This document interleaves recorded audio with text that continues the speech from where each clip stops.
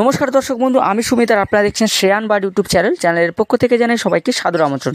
তো বন্ধুরা, আজকে যে বিষয় নিয়ে কথা বলবো সেটা হলো বদ্রি পাখি বা বাজরিগার পাখির পালনের সেরা পদ্ধতি শীত থেকে গরমের পরিবর্তনের পরিবেশে।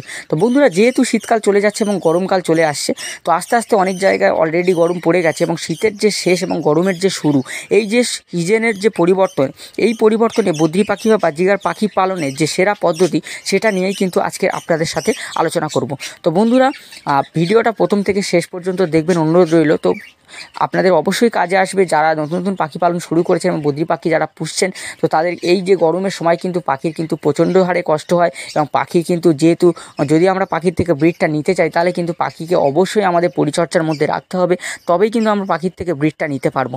এবং যেহেতু গরম আসছে, এই অত্যধিক গরমে কিন্তু এটা কিন্তু পাখির ওপরে খুব প্রভাব পড়ে। তো সেই জন্য পাখিকে কীভাবে আমরা পরিচর্যা করতে পারি, কী পদ্ধতিতে আমরা পাখিকে রাখতে পারি, সেখানে পাখির হেলথ ভালো থাকবে এবং সেই সময় বা এই গরমের সময় পাখির থেকে কিন্তু আমরা ব্রিডটাও ভালো নিতে পারবো। তো সেই নিয়েই কিন্তু আজকে আলোচনা আপনাদের সাথে করব। তো চলুন বন্ধু, দেরি না করে ভিডিওটা শুরু করা যাক। তো 5টা পয়েন্ট নিয়ে আজকে আলোচনা করছি। তো বন্ধুরা, 1 নম্বর পয়েন্ট যেটা আসে বন্ধুরা, খাঁচার পরিবেশ এবং খাঁচার জায়গার পরিবেশ।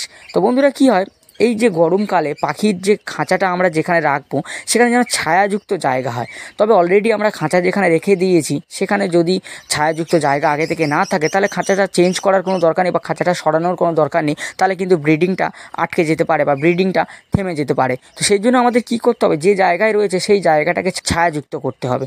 তো বন্ধুরা, ছায়াযুক্ত জায়গায় কিন্তু আমাদের পাখির কেজটাকে রাখতে হবে এবং সেই জায়গায় যেন সরাসরি রোদ্দুরটা না পড়ে খাঁচাতে এবং পাখির গায়ে, সেই দিকেও কিন্তু খেয়াল রাখতে হবে। এবং বাতাস চলাচল করতে পারে যেমন, সেরকমভাবে কিন্তু পরিবেশটা তৈরি করতে হবে। যেমন ধরুন, একটা ভালো জায়গায় পাখির খাঁচাটাকে রেখেছেন, সেখানে ডাইরেক্ট রোদ পড়ে, তো তার উপরে আপনি একটা ছায়া তৈরি করতে হবে বা একটা চাল টাইপের তৈরি করে বা উপরে প্লাস্টিক দিয়ে ঘিরে, যাতে ডাইরেক্ট রোদটা না লাগে কেজের মধ্যে বা পাখির গায়ে, সেরকমভাবে কিন্তু আপনার উপরে ছাউনিটা তৈরি করতে হবে।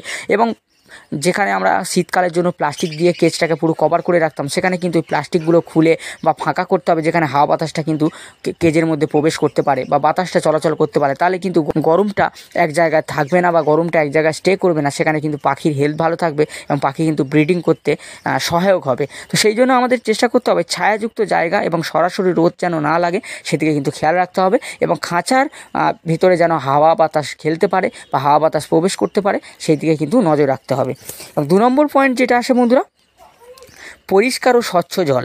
তো বন্ধুরা, টাটকা জল কিন্তু আমাদের পাখিকে প্রদান করতে হবে। যেহেতু গরমকাল, বাসি জল কিন্তু গরম হয়ে যাবে, তো সেই জন্য আমাদের কিন্তু সকালবেলায় কিন্তু টাটকা জলটা এনে যদি আমরা পাখিকে প্রোভাইড করতে পারি, তার টেম্পারেচারটা কিন্তু নর্মাল থাকে এবং পাখি কিন্তু খুব একটা অসুবিধা হবে না, পাখি কিন্তু ওই জলটা খেতে পারবে। তো সেই জন্য আমাদের কিন্তু পরিষ্কার এবং স্বচ্ছ জল প্রদান করতে হবে। এবং গরমের সময় পাখির ডিহাইড্রেশনের সমস্যা হতে পারে, তো সেই জন্য কিন্তু আমাদের কিন্তু চেষ্টা করতে হবে পর্যাপ্ত জল যেন কেজের মধ্যে সব সময়ের জন্য দেওয়া থাকে, তো জল যেন কমে না যায়। এবং আপনাকে চেষ্টা করতে হবে জলটা যদি আপনি সারা দিনের মধ্যে 2বার চেঞ্জ করতে পারেন, তাহলে কিন্তু নর্মাল টেম্পারেচারের জলটা কিন্তু ওরা সবসময় খেতে পারবে। অনেক সময় কি সকালে জলটা প্রোভাইড করলে সেই জলটা দুপুরের পরে গিয়ে কিন্তু অনেকটা গরম হয়ে যায় আর খেতে চায় না। সেই জন্য দুপুরের সময় যদি আবার জলটাকে চেঞ্জ করে ফ্রেশ জল আমরা পাখিকে প্রোভাইড করি, তাহলে কিন্তু সেই নর্মাল টেম্পারেচারের জলটা কিন্তু আবার ওরা খেতে পারবে এবং পাখির কিন্তু হেলথটা কিন্তু ভালো থাকবে।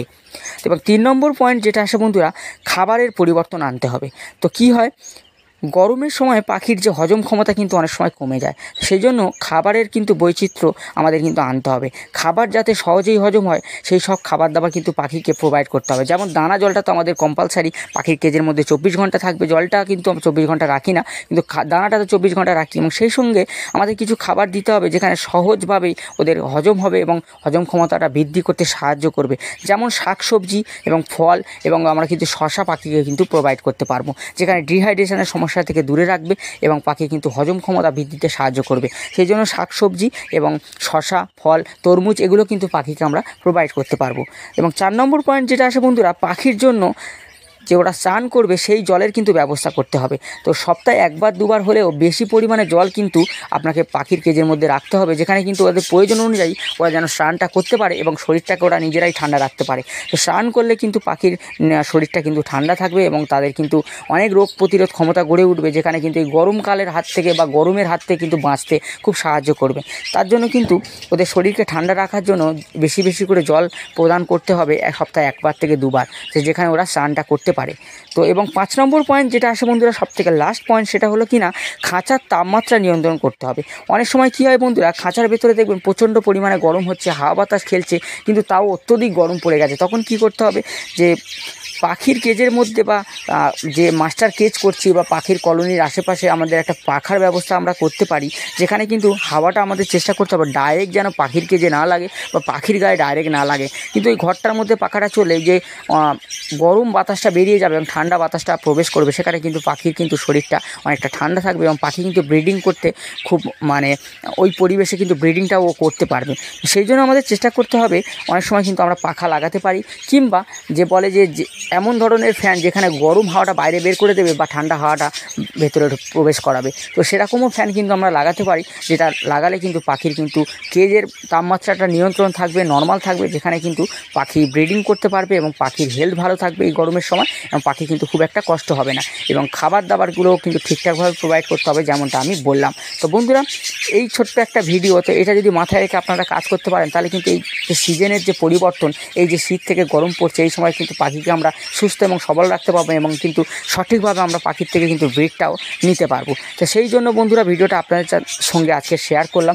যদি ভিডিওটা ভালো লেগে থাকে তো প্লিজ একটা লাইক করবেন, কিছু জানার থাকলে কমেন্ট করবেন, আপনাদেরকে জানানোর চেষ্টা করবো সঙ্গে সঙ্গে।